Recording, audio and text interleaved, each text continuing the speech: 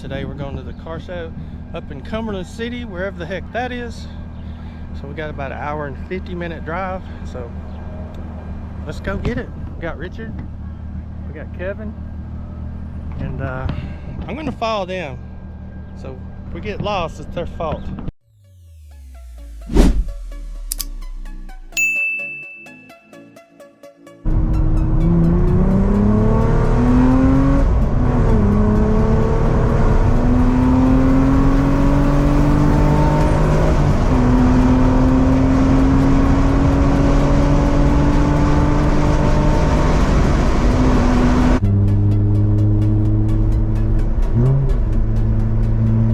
Alright, y'all, made it down here, Yellow Creek Baptist Church. Pretty good show. Looks like it's gonna be pretty big. We're all getting set up, car's clean. Let's do a walk around, walk around.